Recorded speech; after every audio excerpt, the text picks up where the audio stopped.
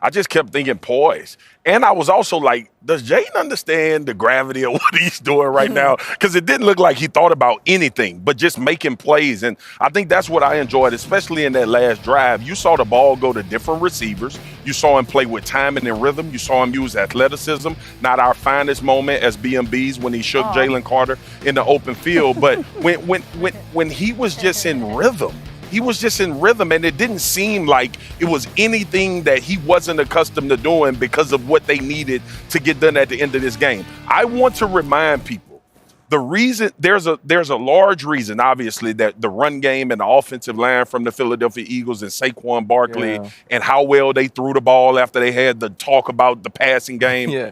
This defense was emerging as the best in the league. And Jayden Daniels put up 36 points against him. Yeah. And in a critical gotta-have-it situation, walked the ball down the field, used different receivers and scored a touchdown. That says a lot about the young man. And to me, it was a preamble to your situation when you're in the playoffs. Can you deliver as a young player? And he proved a lot to me in that last situation. Well, first off, you mentioned, Jalen Hurts in that passing game against the Pittsburgh Steelers. What I do know is there's no way he's wearing that chain in concussion protocol. Because the light show that it created, that's definitely not good if you have some concussion-like symptoms. But when you think of Jayden Daniels, the thing I love is the evolution of the quarterback run in Washington. Early on in the season, you needed the zone reads. You needed to call quarterback runs off tackles in order to get him loose. But now it's about a necessity. When do I need to run? When do I have to utilize my legs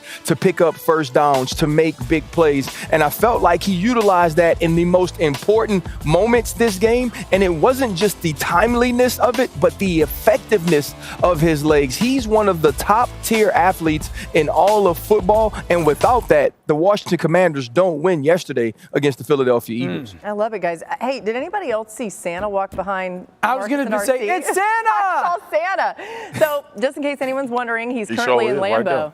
Yeah, he's right. It's no rules over here. No rules. You got to change. Santa Claus. I'm having a lot Come over of fun, here and wave to the world. Who's behind them? Yeah, get Santa in here. He coming, y'all. He coming. He's coming. Wide shotted. Come on, right here, brother. Santa. Oh, he's got some shades on. Can you say hello to America? Looks cool. Say hello to America.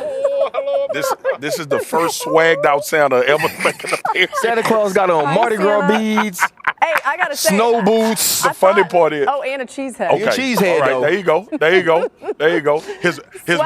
His partners that you can't see off camera, Boogie, they like, look at our boy showing out for us. He gets some halftime out here. Swag, I thought he was gonna sit in your lap. In there, my man, be good, brother. Yes, sir. Thank you. We're not gonna sit in his lap. He's gonna sit in Swagoo's lap. All right, Dan. Defensively, what did Washington's defense do to keep their team in it late in this game? I'm having to follow some interesting moments on TV today.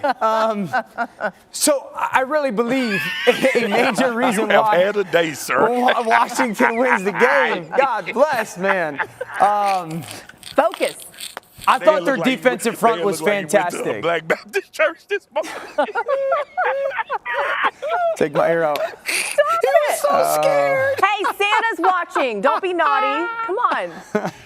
He's right there. I had to do it. I was about to talk D-line too, man. I was about to talk big fellas. It's okay, Dan. Let's hear it. 5 turnovers. Philly only gets 13 points off. I think, the defensive front for Washington keeps them in the game. I think 2 things that stand out were they had outstanding penetration, so often making Saquon Barkley stop his feet or get hit behind the line of scrimmage. This is the opposite of what we've watched this offensive line do to defensive lines. And it was the first time I felt that a defensive line physically matched Philadelphia. The second thing, they set the edge consistently.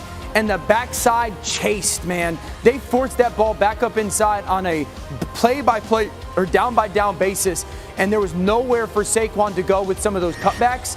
The penetration and the setting the edge was huge. Saquon had 5 negative runs yesterday. That's the most all season. 4 of those came on first downs. So with all those turnovers, if you take that one giant run away, if we're being honest, this Washington defense shut this run game of Philadelphia down. Yeah, the inability of the run game to get anything going after Hurts went out and they no longer had the numbers advantage. Dan, that was kind of the only thing that actually really concerned me for Philadelphia, which I realize it sounds crazy after they blew that kind of lead. No, but I agree. Think about all the reasons why they lost. You had an uncharacteristic Devontae Smith drop, uncharacteristic busted coverage, uncharacteristic penalties, 12 men on the field. Yep. There were special teams miscues that led to the Commanders getting great field position. It was a lot of things that I just don't think are going to happen again based on the Philadelphia Eagles team that we've seen this season. So obviously Hurts being out is concerning, and I thought the run game was concerning. But aside from that, I actually don't come out of this feeling significantly different about this Eagles